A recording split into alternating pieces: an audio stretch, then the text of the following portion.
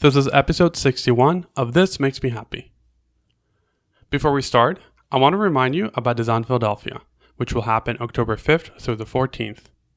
The event guides are already out all over the city, so if you're in Philadelphia, please keep an eye out and let me know what you think about the design because I had a lot of fun putting it together. I want to highlight 3 events happening during the festival. First will be High Res, which will be having a live recording at the Center for Architecture and Design on October 5th at 7 p.m. Ryan Starr will talk with local Philly creatives in the design world, asking them about the moments that define their careers, including Aaron Waxman and Megan Brewster of ArtStar, and a few of the vendors that sell at our ArtStar Craft Bazaar. Tickets are $10, available at High Res Design PHL 2017.eventbrite.com, and proceeds will help victims of Hurricane Harvey.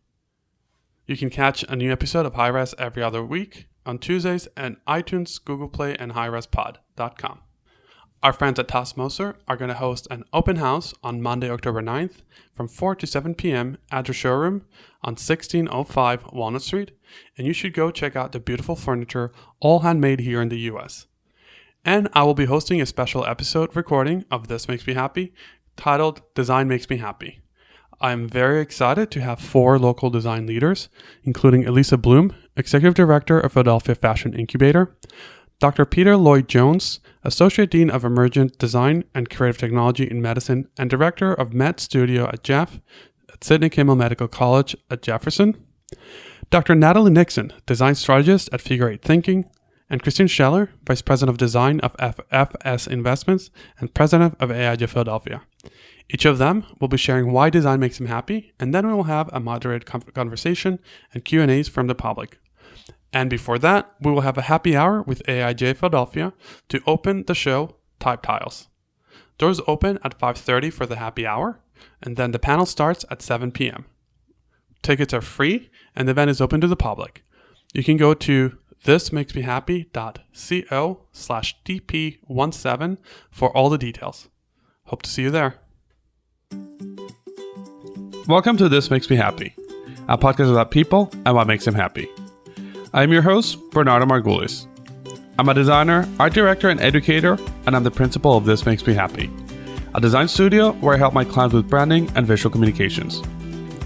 I'm very happy to present This Makes Me Happy, the podcast, where each week I chat with a different person about what makes them happy. My guests come from all walks of life, and each of them shares their own personal happy stories. Join us every week for a unique conversation. Hello, today I am very happy to be talking with Jason Malki. Jason is the CEO of StrtupBoost. Hey Jason, how's it going? Good. How are you today? I am very happy to talk with you. You came well recommended by David Markovich, and we had a pre-call last week, and we just chatted, and we both have similar views on entrepreneurship, which is awesome. I don't know if that's going to come up or not, but if it does, that'll be... I'm sure it will. Yeah, it was good to compare those notes. Else from being the CEO of StrtupBoost, is there anything else you want people to know about you? So outside of StrtupBoost, I'd say one of the big things in my life is I've always been really into sports, whether playing them or watching sports. I'm just a really huge sports fan. Even like till this day, I go to the gym a couple times a week. So for me, I just love like physical action, which is it's always fun for me. And it's kind of built up who I am as far as like me being competitive and all that. So I'm really into sports. Big family guy. I love my family. I have a big family. So my background's like my family's in the Middle East. So it's really, really a lot of cousins, a lot of aunts, a lot of uncles, all that fun stuff. So I feel that anyone I know it's funny because I'm from South America and I'm Jewish and was in school, all my friends who were not from the US, that whole thing like family and how you relate to your family and just knowing everyone. I don't know. It seems to be a foreigner thing? I don't know. No, dude, I'm totally with you on that. Because I definitely grew up in like a very similar environment where I was in America, in New Jersey, and like most people are just like, yeah, my parents and like maybe that one cousin, and like that's it. Like I hang out with my friends from school, and I'm like, oh man, I got like a zillion first cousins. What do I do? And even my family isn't that big, but still that relationship is like, oh, you only have 3 cousins, but still it's like family. Yeah, 100%. I know exactly what you mean. Where's your family from? So originally, my family's from like Southeast Turkey, Syria area, but my mom grew up in Lebanon and my dad in Jordan. All over the world. Yeah, all over the Middle East for the most part, and then they came to New Jersey. So we've been in the tri-state area ever since then. And now living the New York dream. That's it, man. Living the dream. So, Jason, let's shift to the main question of the day. What makes you happy? Oh, all right. So that's a loaded question. Let me think about that. So for me, I mean, I really do take my happiness seriously because in college, I studied sociology and psychology. A lot of that was kind of my mission. Part of why I majored and minored in those things are because my mission was kind of to figure out that answer, like what did make me happy. So for me, what I've discovered is it's really, I kind of mentioned earlier, it's like family, sports, and something that's a little more like unique is like helping businesses and entrepreneurs. Doing those three things are like what keeps a smile on my face every day.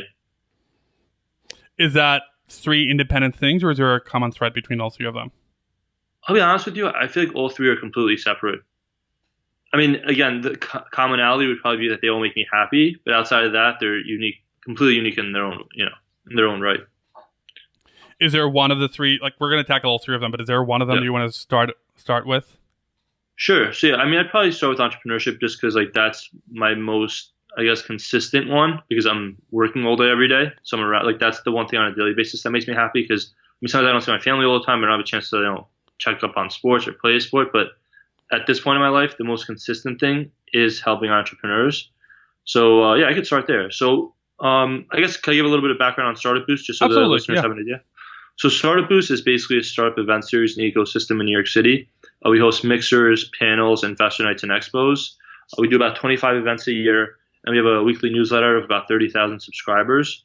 And the whole mission is really to connect and educate entrepreneurs, predominantly founders of tech startups. We do dabble in some other niches, but it's predominantly seed to Series A tech founders.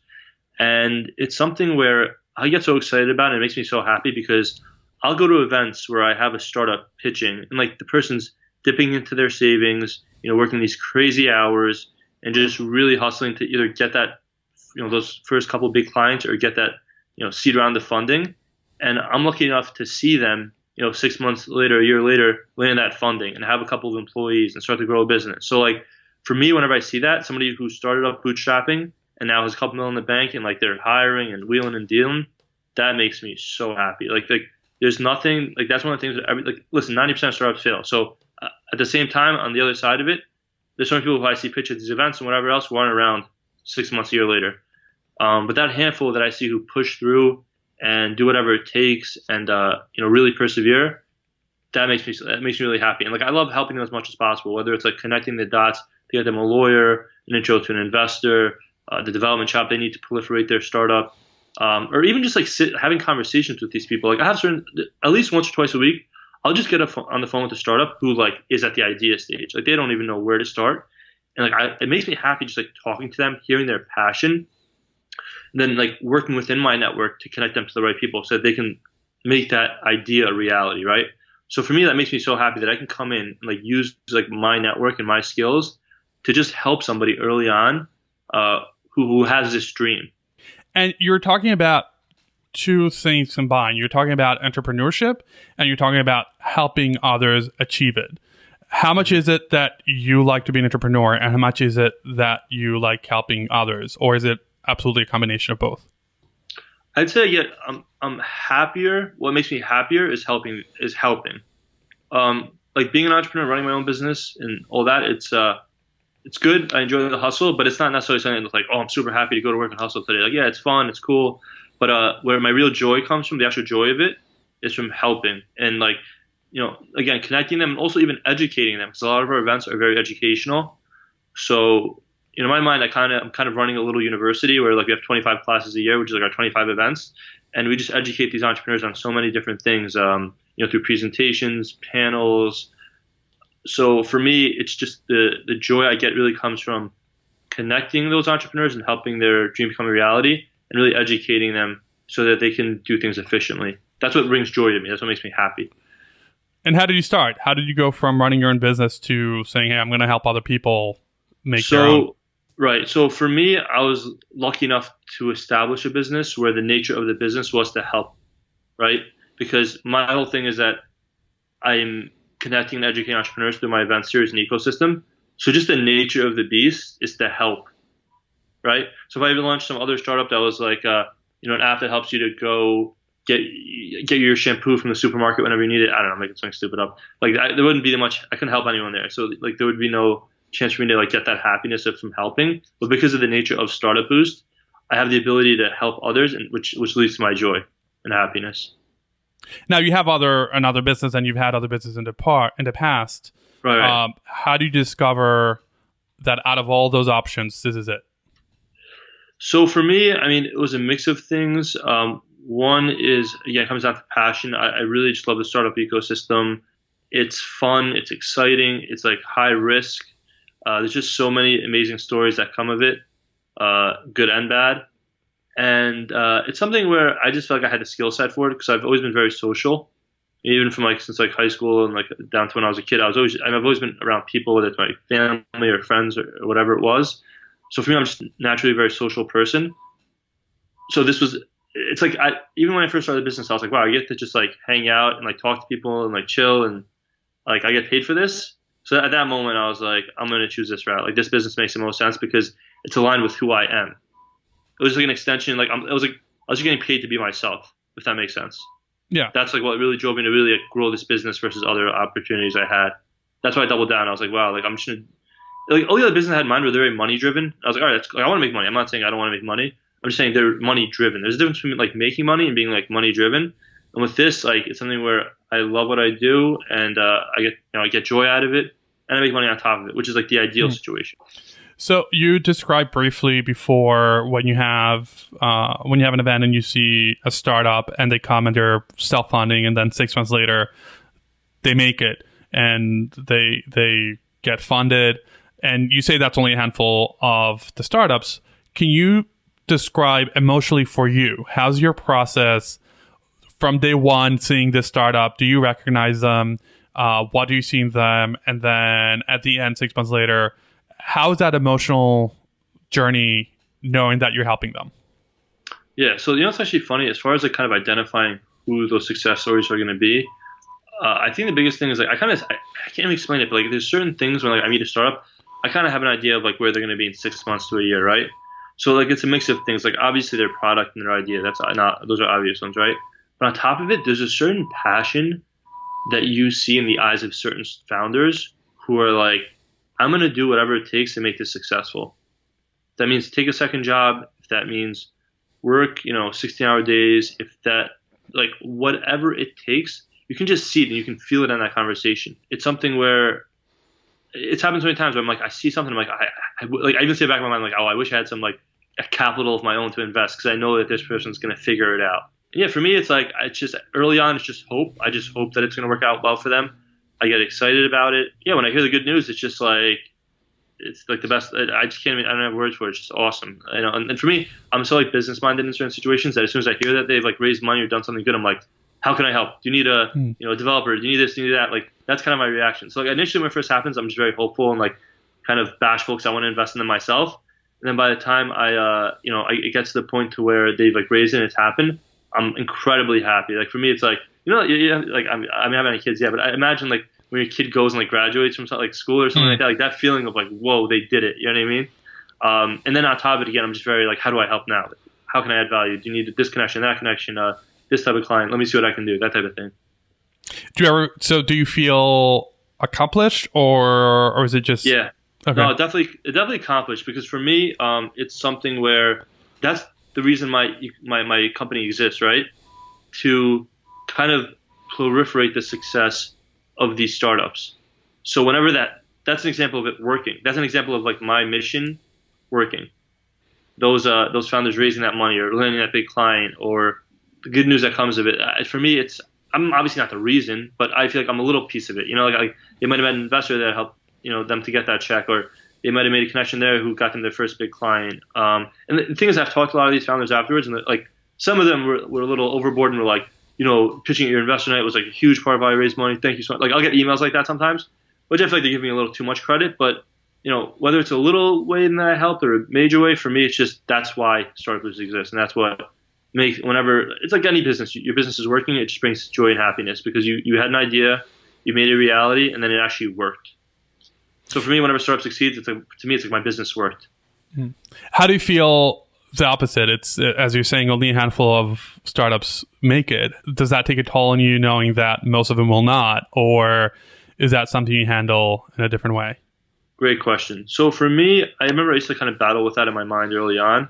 And it kind of drove me to make sure that my events were as high quality as possible and the networking, whatever else, because even if, say, it was 90% the startups failed, like in my mind, I felt like if anyone comes to my events, I want maybe that percentage to drop to like 85%. Like I want to have like at least some sort of impact, kind of like lower that percentage.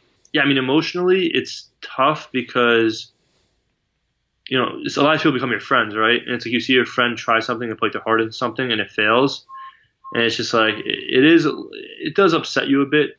But for me, one thing I think about is like, listen, like even if they didn't succeed with the startup, like the life lesson, I think was probably worth it, right? The fact that they went out there, they tried something, you know, they might have fallen on their face or whatever it was, but they went out and they took that risk, they took that jump, and nobody can take that away from them, right? So like even when they fail, I think, yeah, they might have failed financially, but in my eyes, they did not fail overall. Like it takes courage to launch a company. It really does. So when somebody launches a company and fails, my hat still goes off to them. I'm still incredibly proud of their efforts. It's interesting. I was listening this week, Uncensored. It's Inc. Magazine's podcast, and I think it was a couple weeks old, but they were talking how entrepreneurship in the U.S. is very different than in Europe, because in the U.S. we're all focused on making the money, and in Europe they describe it a little more socialist in that right. Let's make the greater good, and if I make money out of it, great. But I'm not seeking money. I'm seeking the greater good, and it's interesting hearing your perspective where it's not about the almighty dollar. It's not about making big money, but it's about helping others. And Yeah. you know, we're seeing definitely a growth in social responsible entrepreneurship, but this is another level of, it's not just, all right, I want to make $10,000 overnight, but if I can help you, even if you don't make it, I made an impact, and it's a different level of responsibility. So I guess I'll turn this into a question. How do you find overall people who attend these events, people in the entrepreneurship world, do you feel that generally it's about making the money, or is there another component to it? The thing is, the demographic I deal with is very unique in that it's usually the founder of the business. Mm-hmm. So I feel that founders, their mindset is that you found the business because there's some sort of passion, there's some sort of love for something, or there's some sort of huge problem you're trying to solve. But I just feel like nobody, especially I feel like in tech at least, I feel like it's very rare that somebody launches a business and is like, money. I want money, money, money. Like in tech at least, I don't really see that. But I think what a lot of these founders, when they start these businesses, their mentality is more of, how do I create this awesome product? And then how do I create a team and create a culture, like, you know, create jobs, all that stuff. And how do I like impact this niche that I'm involved in? I think that maybe some of your maybe some of your hires will be more money driven, like the people you bring on might be money driven and be like, oh, I just want to take this, you know, $200,000 coding job just to have money in the bank. I don't know. I'm not speaking from experience. I've never really hired like that.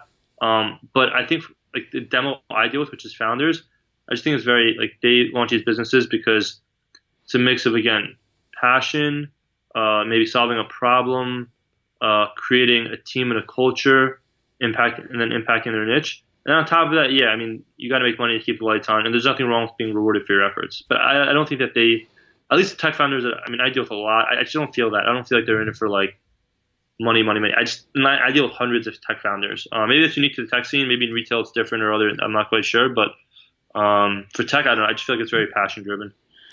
What's been your most rewarding moment as helping other people with their startups? Well, actually, that's an exciting one. So we had this is actually before I started StrtupBoost. We had as a part of this thing called NYC Startup Mixers. We predominantly did mixers, but we tried our first panel, and it was in the back of some like NYU bar, a Village Poorhouse, and we actually had these guys Vengo do a panel. Mm-hmm. And this one they were like first starting out, they're still like figuring out their technology, and then they went on to actually become the most funded startup in Shark Tank history. Oh wow. Yeah, and like we knew them like way before like anything, like when they were just starting out, they're being in a few places or whatever else. And then kind of seeing that was like amazing. I don't know if they're still the most funded in Shark Tank history, but it was just so cool because it's one of those moments where you just saw somebody super early and then they made like a splash on like the national stage, and I was like, whoa. Another cool thing is like I do know a few other startups from like our events who have been on Shark Tank. That's also always been cool. It's because it's cool like seeing somebody like you're friends with, Yeah. and you've been friends with them for years, and you see them pushing on a startup, and then you see them on TV, and you're like, whoa, like how the heck did that happen? So like anything, I mean, yeah, we've had a few go to Shark Tank, and that's always cool. Now, I want to shift because I want to make sure we cover a little more about your family and about sports, even though, we talked about it in the beginning, but tell me about sports. Yeah, so I guess I'll give you a quick little backstory. So I grew up with a lot of brothers and first cousins, so I was just always around, like growing up, I was around a lot of guys, and we were super competitive. So we'd always be playing basketball, football, baseball. Like we'd be at the park all the time, right? So everything was a competition. So growing up, I was just passionate about sports, and I love sports just because it was like something that brought me and my family together. Like we spent time together playing sports. Then from there, like in high school and even when I was younger, I used to play football, basketball. Like even like my senior year, I was like captain of my football and basketball team. I was just always been very into sports and very competitive. And it's something that taught me a lot about discipline. And a lot of stuff I do in business now is connected to that because it taught me a lot about like team and like commitment and those types of things. And like even stuff like being happy, like because with sports, it's like you win, you lose, whatever else, and you need to you can't get super emotional. Every time you lose, you can't get all pissed and start like throwing stuff and having a fit. You need to like be shake the hand of your opponent. You gotta be nice to your teammates, and even when you win, like it's time to celebrate, all that fun stuff. So it taught me a lot about just being happy no matter what through the ups and the downs. Because business is just like sports. You win and you lose, right? It's not just all wins. So I learned how to just stay happy through no matter what it was through sports. And then like on top of that, I've just always been a huge sports fan. Like even now, every Sunday, like I watch all the football games all day. I'm just really into sports. Whether again it's being an athlete or being a fan, I still go to the gym like 3 to 5 times a week. So for me, it's just something, and also like even like psychologically and emotionally, like lifting or playing sports or whatever it is, helps me to just like kind of get that bad stuff out of my body, and which like cleans up my mind, which makes me happier. Like whenever I don't go to the gym, honestly, or don't play any sports, I'm not as happy as I am like when I do play sports or I do go to the gym. It just because I think that physical is connected to like your mental, Yeah. So once you have your physical together, your mind works better, which makes you happier, is what I think. So yeah, sports, they've always had a positive impact on my life, whether it's physically or mentally or socially. So I've just seen so much value out of it. So I'm still a huge sports fan. I still play sports from time to time. I lift. So yeah, it's always just been a huge part of who I am. And is there a sport that you enjoy better watching or performing? So I'd probably say I like to play. It's tough, man. Football and basketball, I love. Like I love both equally on both fronts. Like I love, taking a jump shot or like tackling somebody or like, watch my favorite team score a touchdown or like hit a big 3-pointer. Like for me, it's all equally very exciting. And I like that you mentioned, and this is a good segue. There was a good way to connect with your family. Growing up with so many boys in your family. How was that? How did sports help that? So yeah, I mean, I have 2 brothers. I have like first cousins and second cousins, like guys. I have like probably like 10. Like there's just a lot of us. So we used to just always play sports growing up. It's something where like we'd spend the entire day. So like we'd meet up at like my grandma's house and like we'd go to the park, play basketball or stickball or baseball for like literally hours on hours. So it's something where it's like, if you spend hours with anybody doing anything and it's like not like work, like you're going to have, I mean, even at work, you're going to have fun, but you're going to build friendships, you're going to make jokes, you're going to, just do certain things that make you super happy. So for me, it's something that really, really brought us together, and it still does. Like we still play sports sometimes, like we go to the gym sometimes together. And like we watch sports together. So for me, it's just something even from when I was a kid up until now. Sports is something that like always, like we're all busy now and we work and all that. So having sports is like the thing to bring us together. It's great. It's even like the Mayweather McGregor fight the other day. We all watched that together, so that was fun, So it's just kind of an excuse to hang out, really, if that makes sense. And even having a Middle Eastern family, I'm guessing that family staying together is a big thing. Yeah.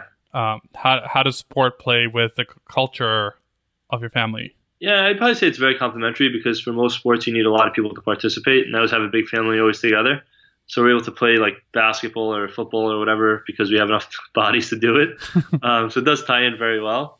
But yeah, as far as like family in general, I'm just very passionate about it. Like I have, especially like my niece and nephew. I have a niece and nephew, like my godson and my niece. Like those kids, every time I see them, like I just become so happy.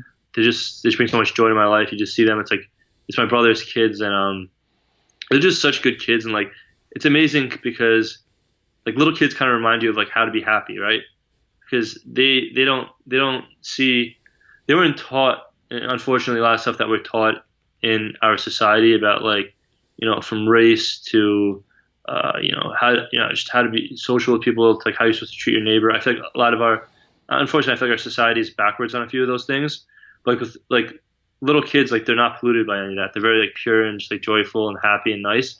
So when you see them, like it should remind you like how to be a human, and, like how to be nice and happy. You know what I mean? Like that's what I always like. I never see them and I'm like, oh, I'm upset now. I see them, I'm like, I don't care what problems I'm going through. Like seeing these kids, seeing their laugh, seeing their smile, like playing with them, it's just fun. And they don't have like just those things that have grown on us, unfortunately. Through, I mean, don't get me wrong, I love our society. There's tons of good things, but I'm also referring to some of the stuff that kind of throws some people off and makes them commit certain actions that are ridiculous and like inhumane. But with kids, again, they're just so pure that they just make you happy. So that's one reason I love also like being around like the kids in my family, because they just remind you of that just by their presence. Okay, Jason, now I have the rapid fire section. I have a few quick questions of what makes you happy, and I want your gut reaction. Are you ready? Let's do it. Do you have a happy color? Blue.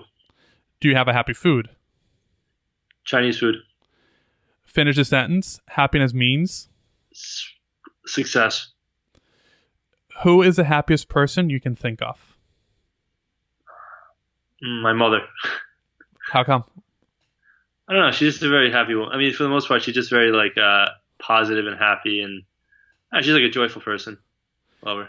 I meant to ask you earlier, are they still out there nearby, or are they back in Jersey? Yeah, everyone's in Jersey.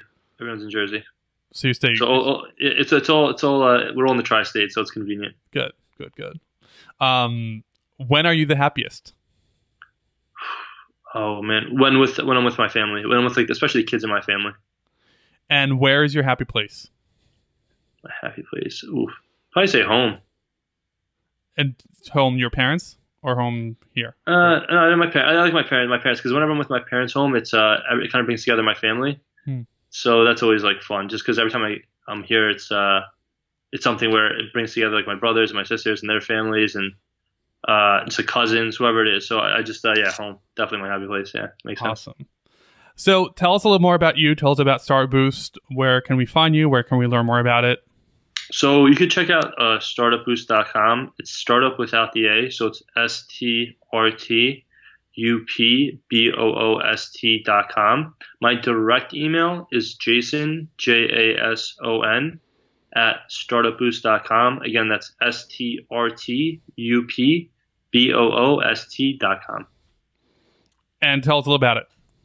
Yeah, so StrtupBoost, again, it's like a startup event series. We do mixers, panels, investor nights, and expos. Our demos, like founders, biz dev, marketing, and sales types. In New York City, we have about 30,000 in our community and on our newsletter. So if you're ever in New York and you're looking for some sort of StrtupBoost event, we have about 25 a year. Check out our website. We'll definitely have like, 2 or even 3 events in the month that you're visiting. Or if you're in New York, just obviously drop by. And you came recommended by David Markovich, who is also in the same space. So it sounds like you have a good network of networkers. Definitely. Yeah. I mean, between me and David and the rest of our network, we can always kind of connect you to the right person, especially in New York. And I've learned, it's the first time I met David Feynman, and he connected me with David Markovich, and David Markovich connected me with you. And it's just this idea of having a network, and you all are such nice people and such friendly. Oh, and by the way, you like to help people succeed in business. Sounds like a great network, a great group of people to know and be associated with. We're part of it, so I appreciate it. Of course. Well, Jason, thank you so much for sharing what makes you happy. Thank you, Bernardo. Thank you, everybody. Thanks for listening. Thank you, Jason, for sharing what makes you happy. And thanks to David Markovich for making the connection. Thanks, everyone, for listening. And a special thanks to Jason Zappolo for editing this episode, Orly Margulis for help with social media, and Rocio Castañeda for ongoing support. You can learn more about this project and listen to past episodes at thehappypodcast.com, and you can find us on social media, Twitter, Facebook, and Instagram at thehappypodcast, and youtube.com/thehappypodcast. Please follow us on iTunes if you want to get updates every time an episode comes out, and if you leave a 5-star review, more people can find us. Thanks for listening, and we'll see you soon.